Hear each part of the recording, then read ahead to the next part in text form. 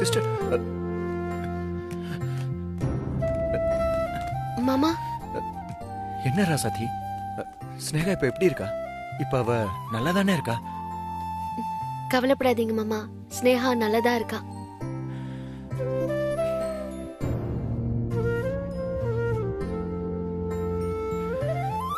அப்பாடா, இப்பதான் ராசாத்தி எனக்கு நிம்மதியா இருக்கு. அது இருக்கட்டும் மாமா, பெரியத்த உங்களை விட மாட்டேன்னு என்கிட்ட கோவமா சொன்னாங்களே, அப்புறம் எப்படி? அவங்க எங்க என்ன விட்டாங்க? நான் தான் ஒரேடியா வீட்டை விட்டு ஓடி வந்துட்டேன்.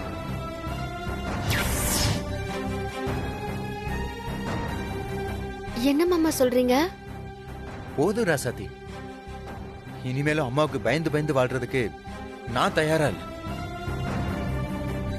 ஸ்னேகாக்கு உயிர் போற ஆபத்துன்னு தெரிஞ்சும் எங்க அம்மாவோட பேச்ச கேட்டு நான் ஸ்னேகாவை பார்க்காம இருந்தேன்னு வையேன், அப்புறம் நான் மனுஷனா பிறந்ததுக்கு அர்த்தமே இல்லாம போயிடும். என்னதான் இருந்தாலும் நீங்க அத்தையை எதிர்த்துட்டு வந்திருக்க கூடாது மாமா, அதான் நாங்களாம் இருக்கோம்ல. அது இல்ல ராசாத்தி. அம்மா, இனி எங்க ராசாத்தி? மாமாவுக்கு ஒரு முக்கியமான போன் வந்துச்சு, போக மாட்டேன்னு தான் சொன்னாரு. நான் தான் அனுப்பி வச்சேன். மாமா போனதுக்கு அப்புறம் தான் ஸ்னேகாவுக்கு இந்த மாதிரி ஃபிக்ஸ் வந்துருச்சு. ஐயோ, நீ தனியாவா ஹாஸ்பிட்டல் வந்தா? ஆமா மாமா. பாத்தியா, ஸ்னேகாக்கு இப்படி ஏதாவது ஆகும்னு எனக்கு தெரியும். அதனாலதான் நான் வீட்டை விட்டே வந்தேன். இப்ப பாரு, உனக்கு வேற சிரமம். ராசாத்தி, இனிமே யாரு என்ன சொன்னாலும் நான் ஸ்னேகாவோட தான் இருக்க போறேன். மாமா அது இல்ல, நீங்க சொல்றது எனக்கு சரியாவே படல. அத்தை பேச்ச நீங்க மீறி இருக்கவே கூடாது. அட போ ராசாத்தி, இனிமேலாவது என்ன சுயமா சிந்திக்க விடு. நான் எடுத்த முடிவு சரிதான். இது உங்களுக்கு வேணா சரியா படலாம், ஆனா அத்தை இது எல்லாத்துக்குமே காரணம் நானும் இனிய மாமாவும் தான் சொல்லுவாங்க. ராசாத்தி, நீ எதுக்கும் கவலைப்படாத ராசாத்தி. அம்மா வந்து என்ன கேட்டாலும் எல்லா தப்பும் நான் தான் பண்ணேன், இதுல என் தம்பிக்கும் ராசாத்திக்கும் எந்த சம்பந்தமும் இல்லைன்னு நெஞ்ச நிமித்தி சொல்லுவேன். நீ எதுக்கு பாக்குறேன்னு எனக்கு புரியுது ராசாத்தி. அம்மா அந்த கண்மணி பேச்ச கேட்டு நம்மளெல்லாம் திட்டுவாங்க, அதெல்லாம் என்ன வேடிக்கை பார்க்க சொல்றியா? இனிமே அதெல்லாம் நடக்காது ராசாத்தி. எங்க அம்மா சொல்ற எதையுமே நான் இனிமே காது கொடுத்து கேட்க போறதே இல்ல. மாமா சொல்ற பேச்ச கேளுங்க மாமா. ராசாத்தி, இனிமே இத பத்தி பேச வேண்டாம் ப்ளீஸ்.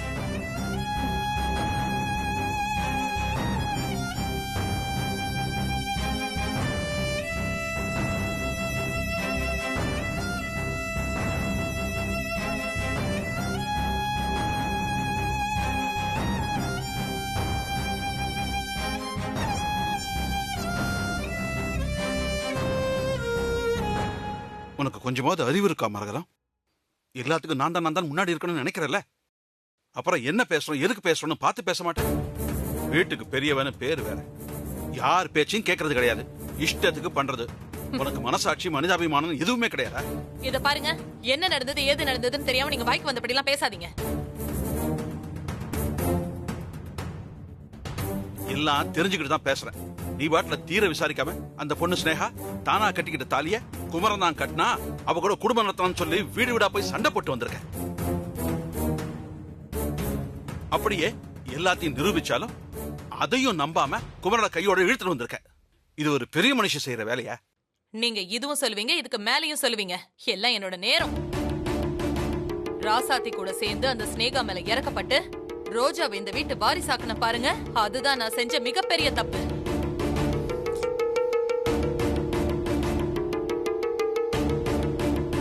வாரிசு ஆக்குறதெல்லாம் ஒண்ணும் தப்பு இல்ல, நீ குமரனை நம்பாம இருந்த பாரு, அதுதான் தப்பு.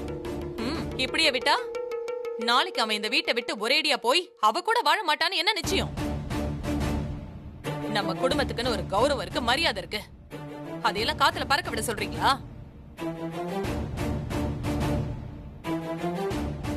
இப்பவே இந்த ஊர் எந்த மாதிரி எல்லாம் பேசுது தெரியுமா? நாம என்ன வீடு வீடா போய் நம்ம புள்ள தப்பு பண்ணலன்னு சொல்லிக்கிட்டே இருக்க முடியும்? அண்ணி, கொஞ்சம் கோவப்படாம இருங்க. கண்மணி அந்த வீடியோவை காட்டினதும் ராசாத்தியோ இல்ல இனியனுக்காவதோ இல்ல ஸ்னேகா குமரனையாவது கூப்பிட்டு வச்சு என்ன ஏதுன்னு பொறுமையா விசாரிச்சிருக்கலாம். அதை விட்டுட்டு ஒவ்வொரு இடமா போய் சண்டை போட்டு வந்திருக்கீங்க. அதான் அண்ணனுக்கு மன வருத்தமா இருக்கு. ஆனா ஒண்ணு அண்ணி, இந்த பிரச்சனை எல்லாத்துக்கும் காரணம் கண்மணி தான்.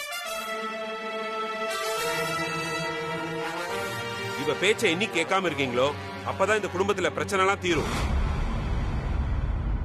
நல்லா இருக்கு மாமா உங்க நியாயம். ஹே மாமா, என் புருஷன் கூட ஒரு பொண்ணு, அவ கழுத்துல புதுசா கட்டின தாலி கயிறு, அதுவும் கூடவே ராசாத்தியும் இனியனும். இப்படி இருக்கும்போது என்ன வேற எப்படி நினைக்க சொல்றீங்க? நான் இல்ல, எந்த பொண்ணும் தன் புருஷன் மேல சந்தேகப்படதானே செய்வா?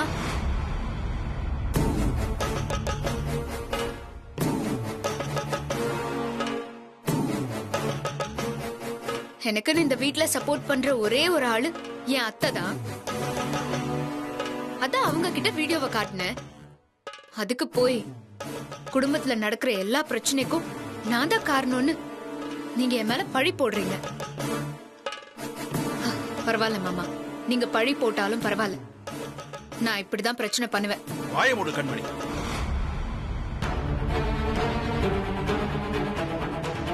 சும்மா எப்ப பாரு ஏதாவது ஒரு பிரச்சனை பண்ணிக்கிட்டு சும்மாவே இருக்க மாட்டியா? திட்டுங்க மாமா, திட்டுங்க. எல்லாரும் என்னையே திட்டுங்க. ஆனா ஒண்ணு, ஒரு பொண்ணா நான் படுற வேதனை எனக்கு மட்டும்தான் தெரியும்.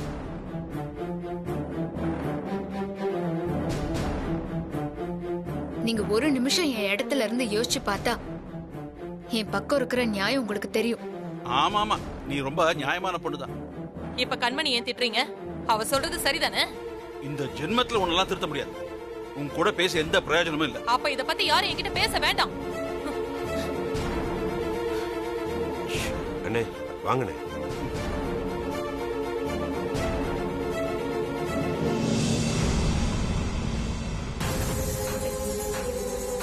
என்னடி இதெல்லாம்? பாத்தியாமா, அங்க சுத்தி இங்க சுத்தி கடைசியில என் மேலேயே எல்லா பழியும் தூக்கி போடுறாங்க. ஆனா ஒண்ணுமா, இத நான் கண்டிப்பா இப்படியே விட போறதில்ல. இந்த கண்மணி பத்த வச்ச நெருப்ப கொழுந்து விட்டு எரிய வைக்காம விட மாட்டேன்.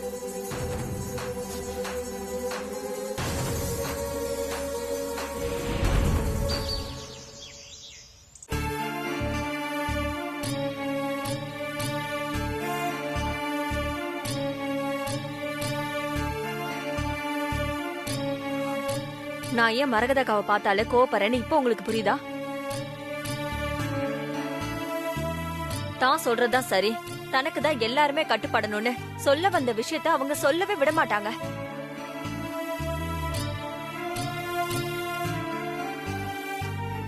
அது மட்டும் இல்ல, எதிரில இருக்கிறவங்களோட உணர்ச்சியை கூட புரிஞ்சுக்காம எப்பவுமே எடுத்தெறிஞ்சுதான் பேசுவாங்க. அவங்களுக்கு ஆரம்பத்துல இருந்தே ரொம்ப பணத்திமிர. அதான் நம்மள பார்த்தாலே அவங்களுக்கு இளக்காரமா தெரியுது. ஏதோ கொஞ்ச நாளா ராசாத்தை புரிஞ்சுக்கிட்டு நல்லவங்களா இருந்தாங்க, இப்போ மறுபடியும் மாறிட்டாங்க. அத்தை, அவங்க வேதாளம் மாதிரி அப்பப்போ முருங்கை மரம் ஏறுவாங்க. நாம தான் அட்ஜஸ்ட் பண்ணி போய் ஆகணும். பொண்ணை கொடுத்துருக்கோம்ல. என்ன பொண்ணி பேசுற? பொண்ணு கொடுத்துட்டா அதுக்காக அவங்க என்ன வேணாலும் பண்ணுவாங்களா? உங்க மேல எந்த தப்பும் இல்ல. நான் சொல்லிக்கிட்டே இருந்தேன், நாம ரொம்ப இடம் கொடுத்துட்டோம், முதல்லயே தட்டி வச்சிருக்கணும். அத்தை, அப்படிலாம் பேசாதீங்க. உனக்கு தெரியாது ராசாத்தி, நீயும் இடியனும் அக்கா மனசு கஷ்டப்படக்கூடாதுன்னு எவ்வளவோ பிரச்சனைய தாங்கிட்டு இருக்கீங்க. அதெல்லாம் கொஞ்சம் கூட நினைச்சு பார்க்காம இப்படி உங்களே திட்டி தீக்குறாங்களே, அத நினைச்சாலே மனசே ஆற மாட்டேங்குது. சரி விடுங்கம்மா, பெரியம்மாவை பத்தி நமக்கு தெரியாதா? இது எல்லாத்துக்கும் காரணம் யாரு? கண்மணி அண்ணி தான்.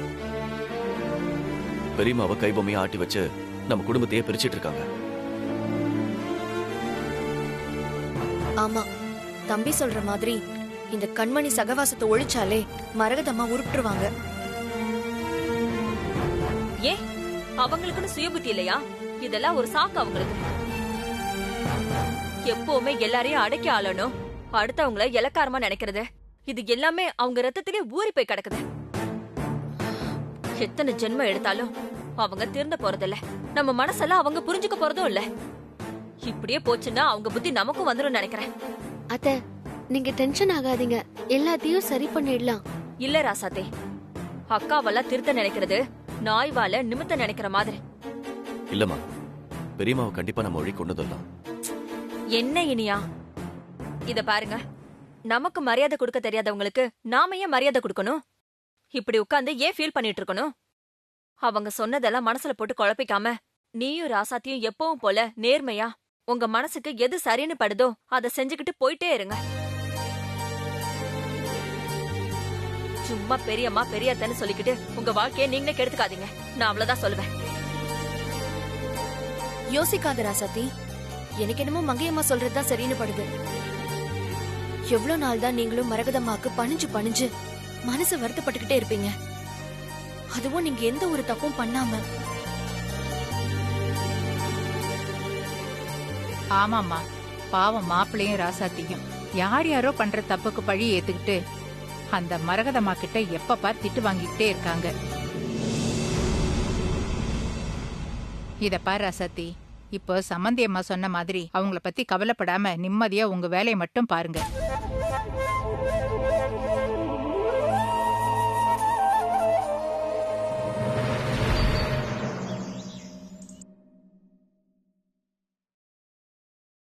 என்னம்மா ராசாத்தி, சைன் பண்ற வேலையெல்லாம் முடிச்சாச்சா? ஒரு வழியா முடிஞ்சதுண்ணா.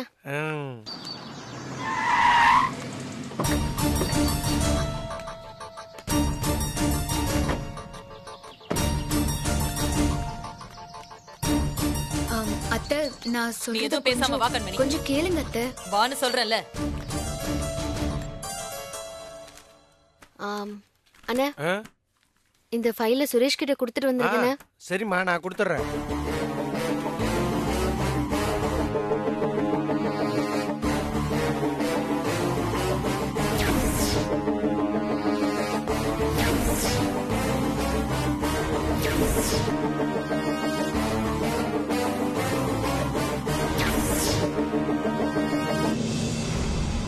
வாங்க அத்தை.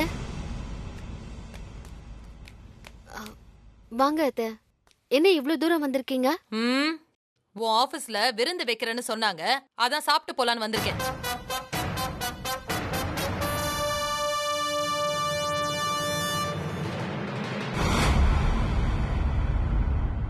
என்னடி பாக்குற? இப்போ மனசு ரொம்ப குளு குளுன்னு இருக்குமே. அத்தை, நீங்க என்ன சொல்றீங்கன்னு எனக்கு புரியல. புரியாதுடி, உனக்கு ஒண்ணும் புரியாது.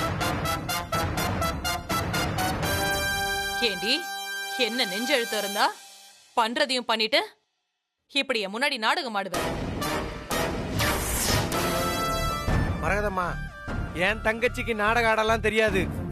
அதெல்லாம் உங்க பக்கத்துல நிக்குது பாருங்க, அதுக்கு தான் இதெல்லாம் தெரியும். ஏய், அதிக பிரசங்கத்தனமா பேசுனா பல்ல உடைச்சிருவேன், ஜாக்கிரதை. அப்படி சொல்லுங்க அத்தை.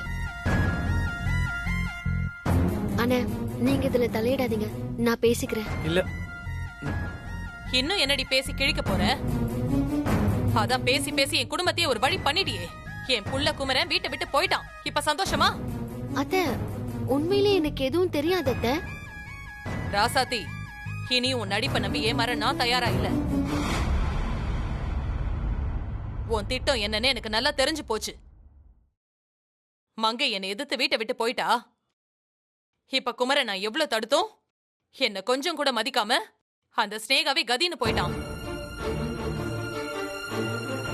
பெரிய வீட்டுல என் மரியாதை கொஞ்சம் கொஞ்சமா இறங்கணும். நீ கொடி கட்டி பறக்கணும், அப்படிதானே? ஏன் அத்தை பெரிய பெரிய வார்த்தையெல்லாம் பேசுறீங்க? கேட்கவே மனசுக்கு ரொம்ப கஷ்டமா இருக்கு.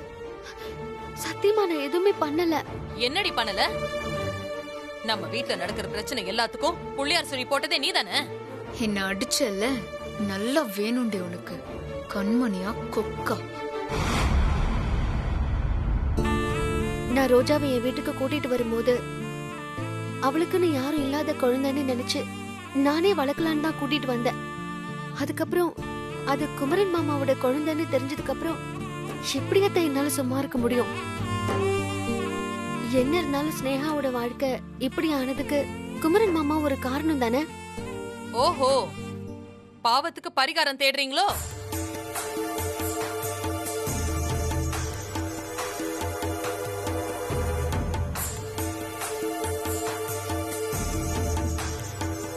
அதெல்லாம் இல்ல அத்தை. ஸ்னேகாவுக்கும் ரோஜாக்கும் உதவி பண்ணதான். அவளுக்கு உதவி பண்றேன்னு ஏன் புள்ளி என்கிட்ட இருந்து பிரிச்சுட்டியடி? அத்தை, நீங்க நினைக்கிற மாதிரி ஸ்னேகா ஒண்ணு தப்பான ஆள் இல்ல. குழந்தைய நீங்க ஏத்துக்கணும்னு தான் நினைச்சாலே தவிர கண்மணி வாழ்க்கையை கெடுக்கணும்னு என்னைக்குமே நினைச்சதே இல்ல. ஏய், பெருசா வக்காலத்து வாங்க வந்துட்டா. இல்ல அத்தை, அன்னைக்கு நீங்க ஸ்னேகா வீட்டை விட்டு போனதுக்கு அப்புறம் அவளுக்கு ரொம்ப சீரியஸ் ஆயிடுச்சு. ஃபிக்ஸ் வேற வந்துருச்சு.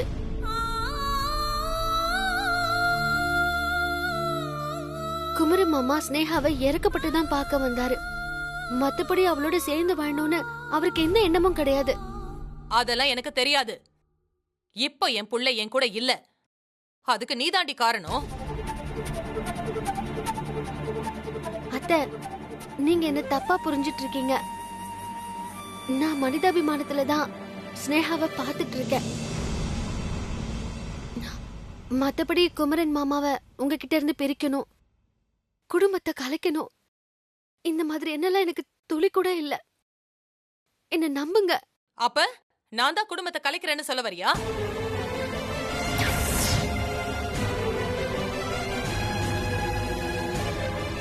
இல்ல அத்தை, நான் உங்களுக்கு எப்படி சொல்லி புரிய வைக்கிறதுன்னு எனக்கு தெரியல.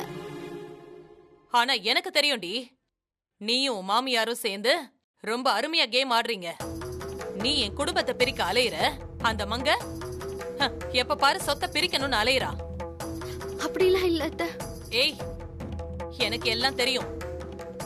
என்னடா இவ ஒரு குடும்பத்தையே தான் கண்ட்ரோல்ல வச்சு ஆட்டி படைக்கிறாளேன்னு என் மேல ஆத்திரம், கோவம் உனக்கு.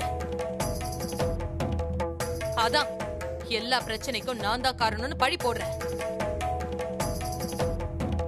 பெரிய குடும்பத்தோட பேரும் புகழும் என்ன ஆகுங்கிற கவலை இல்ல, அந்த அக்கறையும் இல்ல உங்களுக்கு.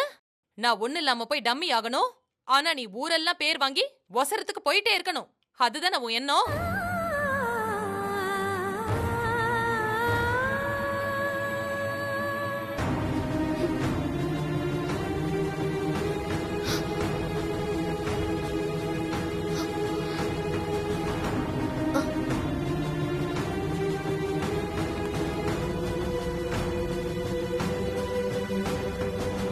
அத்தை, இப்படி என் மேல பழி போட்டா நான் என்ன அத்தை பண்றது?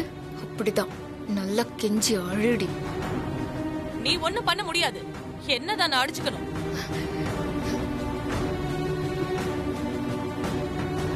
இப்படி உன்னை தேடி வந்து பேசும்படி வச்சுட்டல்ல, உன் மேல பாசம் வச்சு உன்னை நம்பினதெல்லாம் என்னோட முட்டாள்தனம் தான். அது நீ எனக்கு நல்லா புரிய வச்சுட்ட.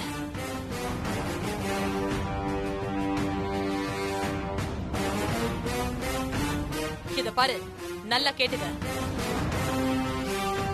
இனிமேதான் இந்த மரகதத்தோட ஆட்டம் ஆரம்பிக்க போகுது.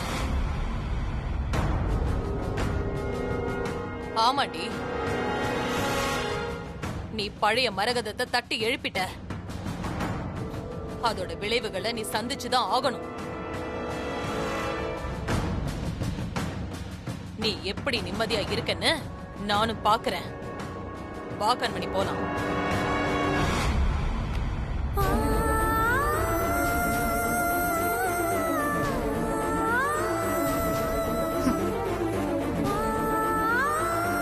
கண்மணி, இதோ வந்துட்டேன் அத்தை.